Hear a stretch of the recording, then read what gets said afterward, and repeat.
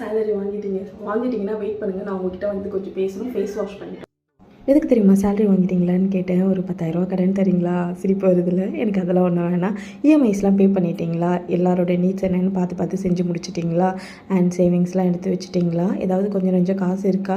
இல்லை மொத்தமும் வந்து இந்த வடிவேல் படத்தில் வர மாதிரி பாக்கெட்டுக்குள்ளே கை விட்டால் கிளாத் மட்டும் தான் வருதா? அப்படி வருது அப்படின்னா நெக்ஸ்ட் மந்த்து இதை வந்து நீங்கள் ஃபாலோ பண்ணுங்கள். அப்படி இல்லை என்கிட்ட கொஞ்சம் சேவிங்ஸ் இருக்குது, மீன்ஸ் கையில் இருக்குது, நான் அதை வச்சு ஏதாவது பண்ண முடியும்னா நீங்கள் இதை ஃபாலோ பண்ணுங்கள். ஆனால் இது வந்து நீங்கள் ஃபாலோ பண்ணி தான் ஆகணும்னு கிடையாது. விருப்பம் இருந்தால் ஃபாலோ பண்ணுங்கள். இதை ஆண் பெண் 2 பேருக்குமே நான் சொல்லிக்கிறேன்.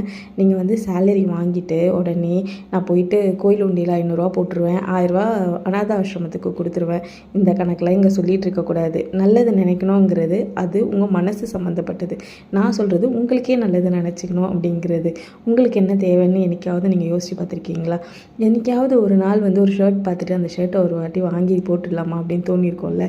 ஒரு ஐஸ்கிரீம் சாப்பிட்டு ரொம்ப நாளாச்சு, இப்போ உட்காந்து சாப்பிட்லாம் நிம்மதியாக, எந்த பிக்கல் பிடைகள் இல்லாமல் அப்படின்னு ஒரு நாள் கண்டிப்பாக தோணியிருக்கோம்ல. இந்த மாதிரிலாம் நிறைய ஆசைகள் நம்மளுக்குள்ளேயும் இருக்கும். நம்மளுக்குள்ளே இந்த சோலுக்குள்ளே ஒரு குழந்தை இருக்குது. அதை நீங்கள் மறந்துட்டு எல்லா செலவும் பார்த்துட்டு கடைசியில் அதுக்கு ஒன்றுமே பண்ண மாட்டேறீங்க. ஆனால் அது ஓடணுன்னா எப்படி ஓடும்? பாதியிலே தான் ஃபியூவல் இல்லாமல் ஸ்டாப் ஆகும். இதெல்லாம் சின்ன சின்ன விஷயங்கள் ஒரு ஃபியூவல் மாதிரி.